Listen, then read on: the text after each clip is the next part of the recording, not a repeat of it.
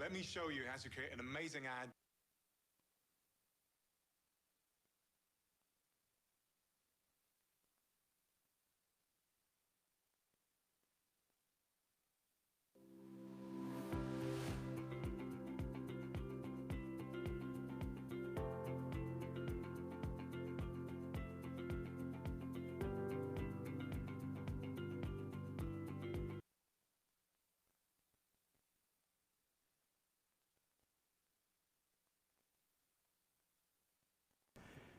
Hey, Clinton community family, thank y'all so much for joining us. Thank you so much for being here today. We had a wonderful Sunday morning service. If you weren't joining us, we had the cookout, and we're apologizing that we could not live stream that, but it was a great time. And we encourage you to come join us this Sunday or this, I guess, a week from now to come be a part of our live service. It was terrific. Guys, always remember that we have our live services at 9 a.m. and 11 a.m. in the Life Center, and we also have a Wednesday night live service, which is at 7 p.m. And then we have two different Sunday night live at 6 p.m. on Sunday nights or 11 a.m. with our Sunday night about it. You made that face, but you and Paula are like best friends. Y'all went to like some random haunted maze thing the other day. So it was like, oh, it's fall. There's some random haunted maze thing. And I was like, okay, whatever. But we're just going to have a great time, and we're just going to have a lot of fun. And we're going to talk about something that Michelle, I didn't know about you and for a while, and we'll get into that here in a minute. But guys, again, thank you so much. Make sure you're liking and sharing and commenting, and we're going to pray real quick and jump right into this. So, God, thank you so much for especially the two individuals that sit next to me. Nathan and Michelle have meant a lot to me and my family, and a lot to this church and the things that they do and the ways that they help God. And I want to thank you for their story, their testimony, and what we're going to talk about tonight. Such a powerful thing and such an amazing thing. And God, I pray right now that as we get ready to have these discussions, that we can help people through this medium, that we can discuss things that are going on, and we can talk about how to make a comeback through divorce and through things in our lives that sometimes they sideline us and make us feel like we can't go any further. And as Michelle gives her story, and Nathan and Michelle talk about their story with that they can really grow and they can really show others what's ways to make a comeback. Again, God, thank you for being a Savior that cares, that pays attention to us, and loves us. In Christ's name I pray. Amen. So before we go any further, I know me and Michelle, we've talked about this last time when we were planning all these things out. Yes, guys, we plan these things out a little in advance. And by the way, hey, Kelly LaRue, and hey, Richard, and your little baby Wyatt. Hey, Miss Miriam Prescott. Hey, my wife, Paula.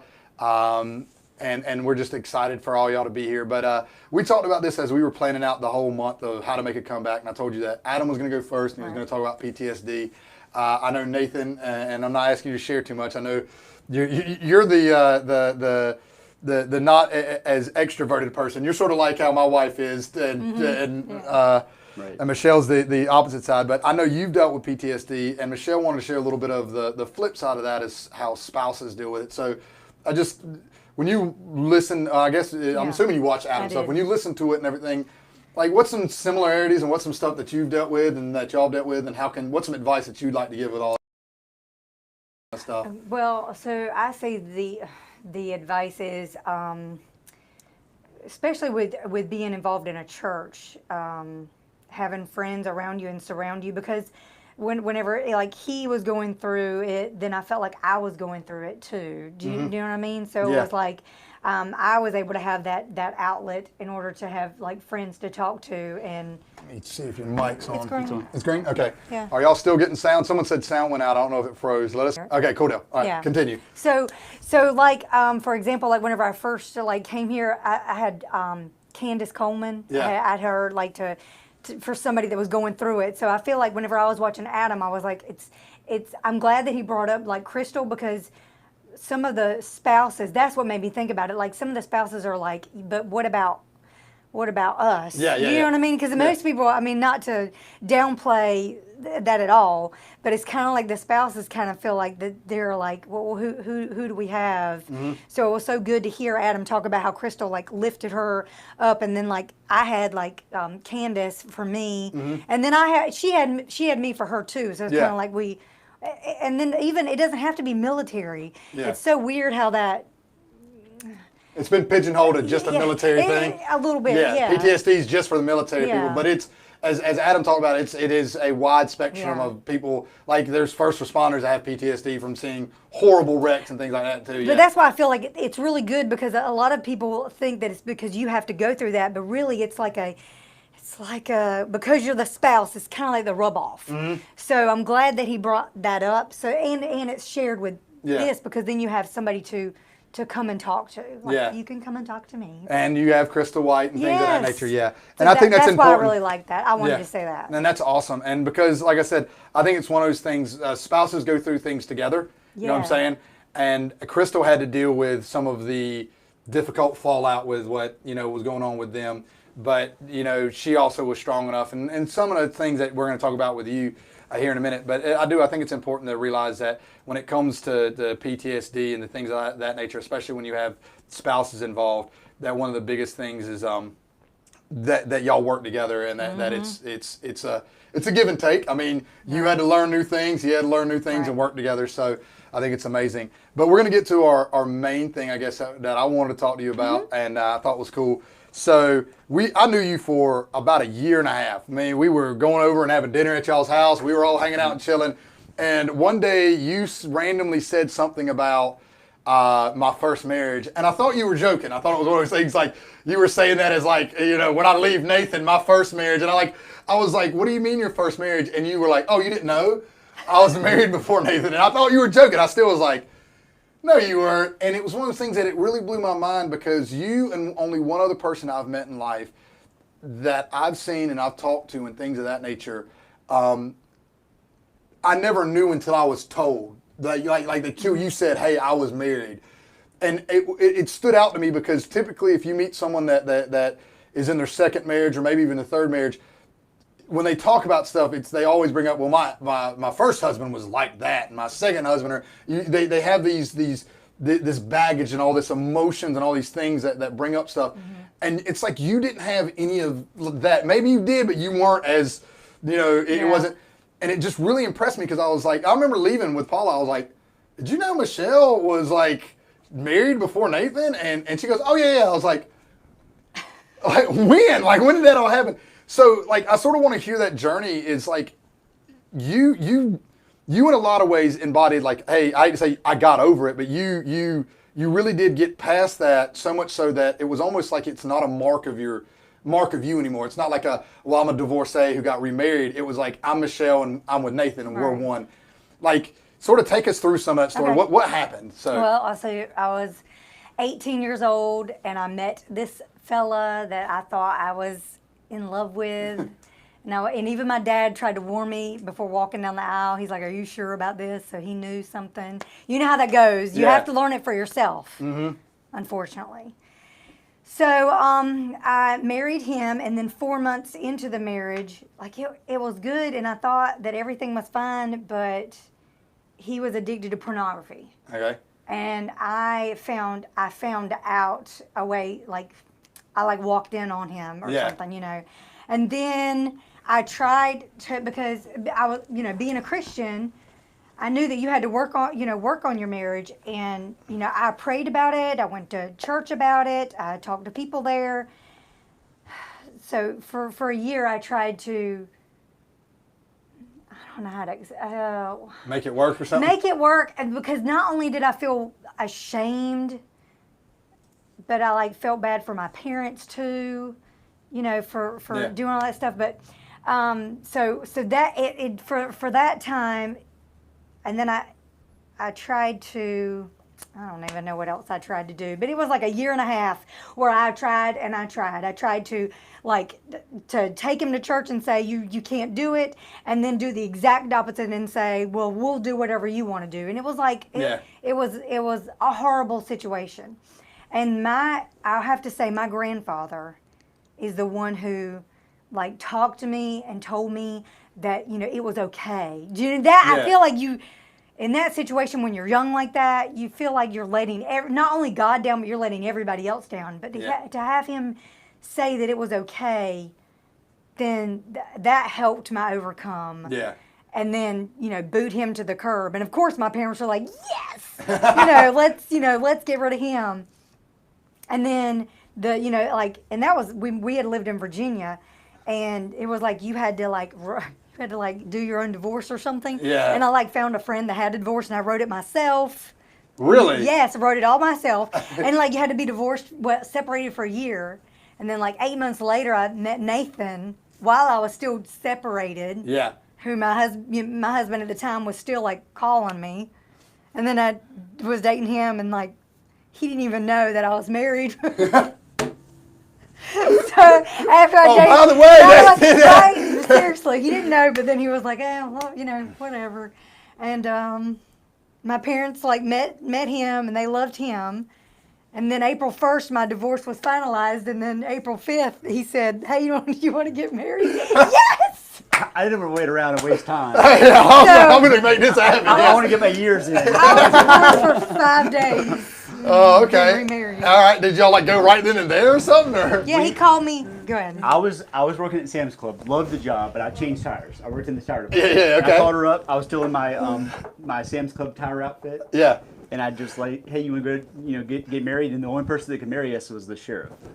So he was justice of the peace. He married us, and y'all were in Virginia at this time? Oh yeah, Virginia. Yeah. It was so thrown together too. They were even spelling our names wrong on the marriage certificate. Like, they're just trying to get it done.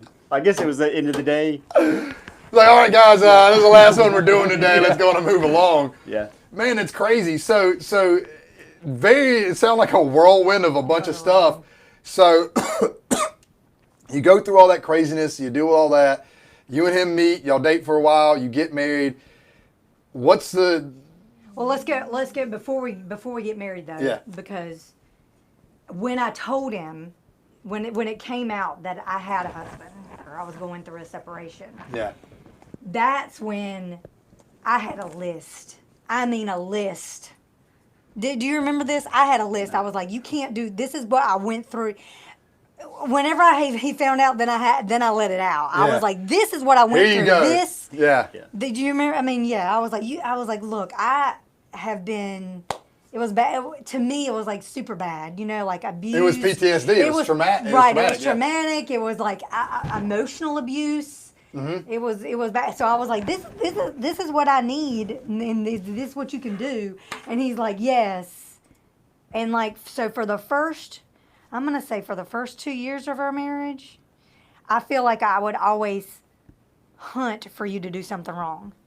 Right? I mean, No, I feel you. so bad. It's like you were because I over-aware did because it. you wanted to, yeah. Yes, and I feel so bad, and I would cry. I remember this. I would cry, and I'd be like, I am so sorry that I do this to you. Because I didn't want to do that. But see, that's like the forgiveness from God, right? Yeah. Like, he forgive me, but it wasn't him to forgive. It was really for me to forgive everything yourself else going and on, everything, yeah. right? And so it took Nathan to be such a godly man in order for me to be like that. Like I would be like, I'm so sorry that I'd be like, give me your phone. Do you know what I mean? I'm like crazy sometimes, but I'm so thankful that he allowed that. Kind of like Brother Crystal. Yeah, like how Crystal let Like, Adam be crazy seriously? at times. Yeah. Yes, but I feel like by him allowing me to heal and really forgiving and then letting it go, that is how I overcame. Through God working through him to me. I guess I got to ask you a question with that then, since you're sitting here, because I didn't get to ask Crystal some stuff. I had a lot of questions for Crystal. Right. I guess to ask you with this, was it moreover that you're like, I just love her and I know she's dealing with stuff and I need to be patient to help her? Or like what was it like for you? Or you just, I mean, you're a very chill dude. Like since I've known you, you're not normally this very explosive out like, but like knowing since again, she said for 2 years, knowing that she had went through that in her previous marriage and knowing that there was those insecurities, was there times that you were conscious to just like, you know what, I got to let her do it to be at peace? Or was it just sort of your demeanor to just sort of go, you know, it is what it is kind of thing? I just try to do the right thing. I mean, we were young. But it's kind of like, and also like, like drinking a little bit, Oh, yeah. smoking. I mean, I didn't. looking at stuff but like if you're on the computer though, I mean, you can like stuff can come up. It's a quick click away. And you have to fight yourself not to do it. Yeah. So it's not like I didn't ever think about like looking at stuff and it's just, I mean, it's kind of like it's kind of like a guardrail. You got to put a guardrail up to stay away from it. But I mean, if I saw stuff on the internet, Oh, yeah, yeah. you have to like. It's the delete it. internet, yeah. I mean, so. But with all that, Michelle, and just dealing with that, was it moreover you felt so broken in the trust that like you had to sort of be healed? What was the things that you sort of feel like? The major was the trust. Like poor Nathan had no privacy. Like he couldn't have any. Like even remember, I mean, like when we were dating, I was like, I have to be with you at all times, right? Who you on the phone with? Who you? But yeah. I mean, I kind of was obsessed. I got you. But because he was so he let me do that, like then I could be trusting. He let me be obsessive in order to let me be trusted. To heal be you, trusted yeah. Seriously. But the thing is, though, I know you noticed that like I don't like want to go out with like a lot of people. You know what I'm saying? True. But because I know I can get into that kind of.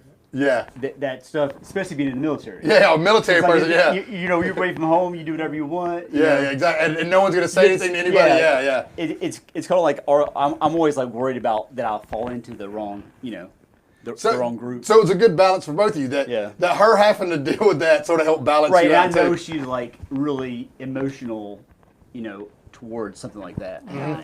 Yeah. So I'm always conscious of that. A cool deal. I'm not just like, Which whatever. that's amazing, right? We've been married for 25 Everybody years. does that. Don't worry about it. Yeah. Right. So you weren't dismissive of how she felt about it. You were just sort of like, I get it. I see what you mean. And like I said, it helped balance you out with all the military stuff. Yeah, and being in the military though, especially being in charge of guys, I see where guys they have issues with it. Yeah. Like that's all they do. They look at porn or want to drink too or much. Or go out to the bars and stuff like that. Yeah, I mean it's like it's crazy. I had to stay away from all that. Yeah. But you could, but like it wasn't impossible, right? I mean, like we're No, I talking mean about, it's very possible. it's possible. But now the more you do it though, the more you'd probably get like right. I love it. I want to go do it. The harder to get away from it. Yeah, and that's with any addiction, right? Yeah. I mean, that's with that's like with if you're any smoking. addiction. Yeah. Drugs, alcohol, Yeah. pornography, anything Right. like that. Again, sin has a way to lure you in and then capture you in. You get what I'm saying? Kind of thing. So 2 years in, you start to trust him again, things of that nature. Well, he never lost my trust, right? Yeah. But that hurt started. the hurt, right? Yeah. And so was it?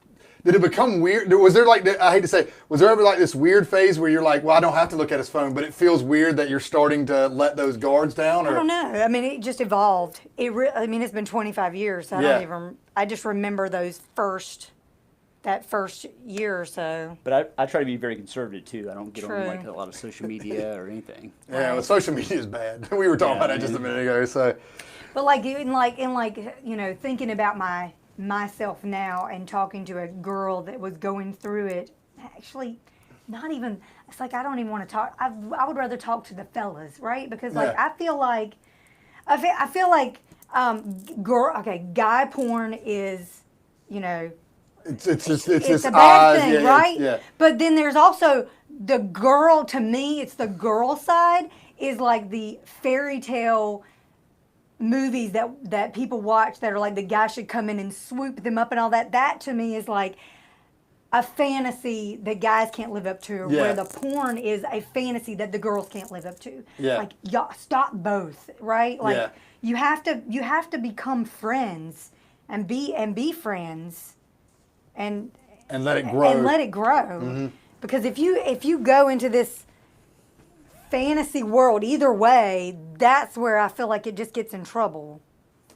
Yeah, and I think that's the thing is when we make up this make believe, hey, it's going to be like this one day, and it never gets there. Not only are you let down by your own, I hate to say, somewhat fantasy or delusion of what life should be. Right. It's the other person's fault. Well, you didn't get that expectation never came from you, so you weren't, it's your fault. It's not my fault for having these delusions of grandeur, you know what I mean? Me and Paula, our first years of marriage, and, me and her both had a very difficult upbringing. It wasn't quite, both of us had different kinds that were bad, but very bad upbringing, and Paula had somewhat of this, and it was one of the things that we had to grow, and I had to help her with, but she had this white picket fence mentality. One day we'll have a house, a white picket fence, a little dog, a little family, and everything's going to be great because she grew up the very opposite of that. You know, I didn't have, she in a lot of ways, she had a lot rougher a childhood than mine. I didn't grow up like that. But I also, because of how rough I grew up, I didn't have any fantasy of a white picket fence. I was like, that's not how life works. You know what I mean? I just want a house that, isn't on fire. You know what I mean?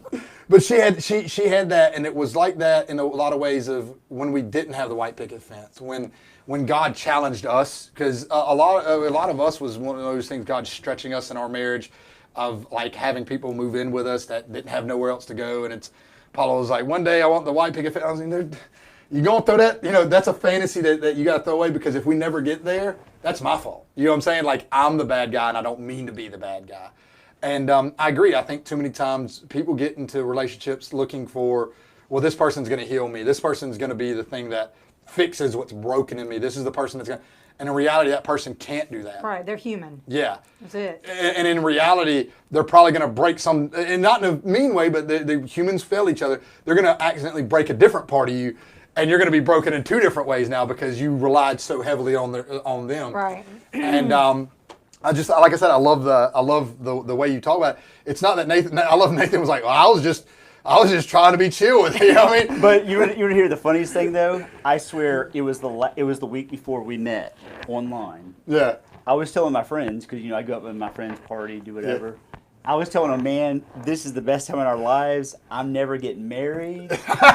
I swear, I met you. We might have gotten together with my friends one more time. One time. That was the last time I even really talked to you. Really? Like I said, that's because I knew. I mean, you like doing bad. Yeah, this is bad. Or do I try to do good and do the way you're supposed to, live life the way you're supposed to do it. Let's try the way you're supposed to do it. Let's figure it out this way. Yeah. Like I said, it's funny. But do I know both ways? Yeah. It's funny because you said you met her online. We were just talking before we started how I tried to do like the eHarmony thing. Like I was told you'll never find anybody, and then like the lady I'm working with, Paula, it's like all of a sudden there she is. So with that all being said, and like I said, we were just going to keep this to the point in your story.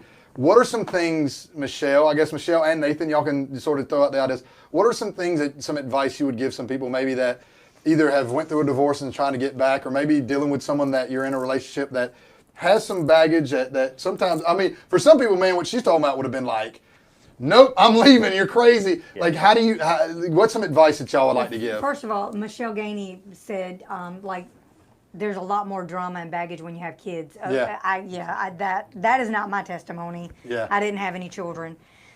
So I feel like it did make it seemed like I just got rid of an ex-boyfriend in my mind, right? So, yeah. It wasn't. Yeah, there wasn't all that extra. I don't have advice for that. Yeah. But in general, what is some stuff that you would say? Hey, these are some of the things I faced, and here's some. Well, I guess some. First of all, you have to say humans will let you down. Like even though Nathan has never let me down. Never. Nathan, I like how you're on drugs. Like, yeah, right. Yeah.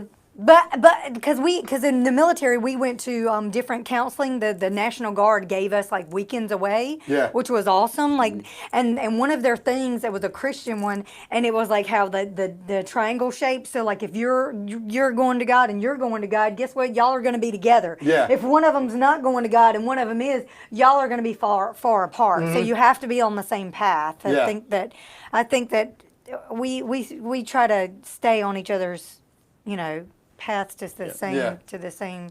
You're on a journey together. Be a team. A team, right? And because our son used to try to be like, Dad, I'm going to do this, but don't tell Mom. I'm like, dude, I'll never do that because you're asking for trouble. Yeah. No. We'll just stop. You're only here for 18 years and then you're gone. 5 years old. Let's just get that straight now. It's funny because on the flip side, my dad was the very opposite way. I remember when I first got my first tattoo, I was just super excited about it. But like my brother got. I don't say he got kicked out of the house for that specific thing, but tattoos had something to do with getting kicked out of the house. Mm-hmm. So like, of course, I'm 18 years old and everything like that. And I'm about to move off to college, so it wasn't like a real big deal. But I remember when I got my first tattoo, I just like couldn't hold my excitement in. So like after my mom left, because my mom was the one that was like, you can't get tattoos. Yeah. Like, I was like, Dad, I got to tell you something. He was like, what? And I showed him, and he no lie, his response was, we're not going to lie to your mom. We're just not going to tell her. He was like, she asked, I'll tell her, but I'm just not going to tell her. So it's funny that you said that. You're like, hey, buddy, we're not going to deal with that. I'm like, Dad, I'm moving out in a few days. Like, how are you just not going to say nothing? But not like what's some other stuff, Michelle? Just Well, I think let me think about this. Hopefully the person is a Christian, and then obviously to pray and go to like your pastor or like a mentor, right? I mean, because like I had my grandpa who's top-notch Christian, and like just to have someone say it was okay. Do you know what I mean? Yeah. It was like, I mean, not all of them are, some people might not have. But you a didn't. good Like, reason. I say you didn't feel like you had the strength or the reasoning to leave Dude Buddy No. until you got that somewhat of a Yes. you had someone I felt, back you. now I feel like now you have different people that are in different situations, and you're like, oh, I would never do that. And then when you're in this situation, you're like, I did it. Yeah. Right. I mean, I stayed. Yeah. Why would I accept that the whole time? Right. So what did Grampy think of Nathan? Did he ever get to meet Nathan before y'all got married? Yeah, he loved him. Yeah. Okay. He did. Yeah. And you were like, yes. Yes, he really liked him. So taking wise counsel from people, not Yes. expecting human beings to be the end all be all Yes. answer to you. Lower your expectations. Lower expectations. Well, I mean, yeah, and when I met you and found out you had been married. Yeah. I was what was your He had response? to, he had to lower his expectations. Yeah, I just lowered my expectations. I said, you know what? But how did that? I'll be honest. I know we're gonna take a little time, a little detour. Okay. How did that like affect in the middle of that? Y'all only been dating like what, a couple months, and then all of a sudden she drops a bomb on you. Well, I mean, I was like, It was like 3 weeks. but yeah, I mean, we had a connection. Yeah. Obviously. Yeah. Hopefully by now. 26 years later. But I mean, I just accepted it and said, let's see how it goes, basically. Wow, man. But it's kind of like if you know, but hopefully you don't think you know, and you're going the wrong path. Oh yeah, no, I agree. I was very fortunate to go in the right path. No, Like but I Michelle. tell people that all the time. Like, But also, I just accepted her how she is. I didn't say because I didn't have a type like when I was here's the list. When I was dating, I didn't have a type. Yeah. I was like, man, that's my type. Because when she came, I didn't even see you, right? No. I didn't even see her. We talked on the phone. That was a dial-up internet. Yeah. There was no there was no images. There was no text message. Yeah, no, I know all about that. Yeah. So You were getting the image. just to talk to her was like, and we talked the first night for like hours. Yeah. But he could hardly understand me because my country accent was really I literally thick. couldn't understand her. Really? Yeah. Then don't talk to Cribs because I'm gonna let you know. Like, if you think she's country, I'm a man. Yeah. He's from a different universe apparently. But so like you just, I hate to say, I like how you said it. You just accepted her for who she was, and you were like, hey, if this works. And the other thing that you said, I mean, I know, and y'all can testify this. So many times I get asked, well, how do you know? How'd you know Paula was it? How do you know when? Like you said, when you know kind of thing, and you sort of just go, that's it. It's You know what I scary, mean? it's scary because I thought I knew the first time. Yeah. And you gotta be careful. That's the reason you have those wise counsel But I people think, there. but I think if both the people, both the couple together, they're like, we're gonna make this work. We're Yeah. making it work. Then it's gonna work. If one person's like, I want to make it work, and the other person's like, I'm gonna do whatever I want. That's not gonna work. That's not how a marriage works in general. Yeah. But unfortunately, I mean, I think some people have the wrong idea, what they get into. Yeah, well, I think a lot of people, when they get in a marriage, it's almost like what you said. It's like, well, I'll do what I want. She does what she wants. And we'll just sort of, it's not a meet in the middle. It's we're going to come in an agreement. But now that's one thing, like pornography and stuff like that. You can't meet that's when you look at that, you're like, well, that's what I want right there. Yeah. That person that's been with 500 other people. Yeah. And it's like you said, it's this fantasy of like, this isn't how reality works out. It's a lie. Yeah. You know what I mean? And we get lied to. And like you said, with the same thing with females. Yes. You want the knight in shining armor. You want the guy that just comes up out of nowhere. You watch the movies where Yeah. where it's like imperfect, and in your mind you think of that white picket fence, that perfect thing, and then you don't provide it, so it's like you can't. It's both ways. Because you were working on tires and you caught it all dirty. It was like, hey, we're gonna make it happen. But I'm just saying, I it's could not. change the tires. It's not I love just, that job. It's not just the guys that are watching bad stuff. To me, it's like the females are doing. They had the same seeds They're planted having in the them. same seeds planted. Yeah. Where they're thinking this that it's a fantasy. You have to find a friend. And then develop to get evolve. Y'all have to And be I feel friends like that's first. what we did. Yeah. And I agree. Me and Paula were friends first and things of that nature. Yeah. For us, when we finally decided that we were dating, it was probably a month or two later. I was like, hey, are we dating? Or are we? And she was like, I don't know, are we dating? I was like, do you want to be dating? Are we in a relationship? She was like, I guess so. I was This like, is perfect. yeah. And I was like, when was our anniversary? And she was like, I don't know. I was like, so we're just going to pick a random date? She was like, yeah. So like, we don't even know officially when we started dating. Like I said, it was a friendship kind of thing way before. Yeah. With that being said, man, I was gonna keep it brief. If there's anything else that y'all want to sort of share, I'm that good. you're good. I love this story. Like I said, I've never heard it. Like all I've heard was like, like I said, one day you were like, yeah, my first husband. And I was like, ha ha ha. Like I was like, what are you talking about? But it's cool to hear that look, we carry baggage into things. The people have to be patient and kind and loving. We have to work with each other and all those things. And I love how the attitude you had. It helped keep you balanced. Even though like some guys would be like, oh, she's so much, but you're like, no, man, I needed that because the world I was in was either all in or all out kind of thing, and she helped keep you balanced. I think those things are important, that we realize that it isn't a 50-50 thing. It's 100%. You give it all, and you just work out what you can with it. And like I said, I love that story. I love both of you guys. You guys are amazing. And again, opposites attract. I love the different things y'all bring to the table. Like I said, it's weird because like you're my wife's friend version of me. Like you're like at 100, and you're like my wife, where you're like, nah, just chill. Let's chill out. And it's funny, both of y'all are teachers too, so I don't see how that works. I don't know. But thank you guys so much, and I'm gonna pray real quick, and we're gonna you have to both want to honor God first. I love that. I love what Michelle said. When someone is totally transparent, it makes a trust a lot easier. I think it's, like I said, it's really hard to find those in people, but you got to develop those things and those things in people. So if you will, just bow your heads. We're going to pray, and we hope that y'all have a great time and you join us this Wednesday at 7 p.m. All right. So God, thank you so much for Nathan and Michelle, their story, their testimony. I think it's wonderful. I've never heard this. It was exciting. It was cool just to hear what God's done in their life and how they got back together. I love how important counsel was to Michelle and figuring out what she needed to do and how we can learn that stuff, how we can learn to grow and release hurts and stuff like that. How we can be there for each other, how we can realize that we don't just trust in man, that we trust in you, God, and that anyone that's listening to this, when it goes to, hey, I don't know what to do, I'm still hurting, that they can find people that they can rely on. They can rely on you, God. They can seek wise counsel. They can have people come alongside and help heal them, God. And again, most of all, find friends and build a friendship before anything else. Again, thank you so much for this medium and the things that we get to do when it comes to online, God, and I pray that we get to continue to do this and bless lives. In Christ's name I pray. Amen.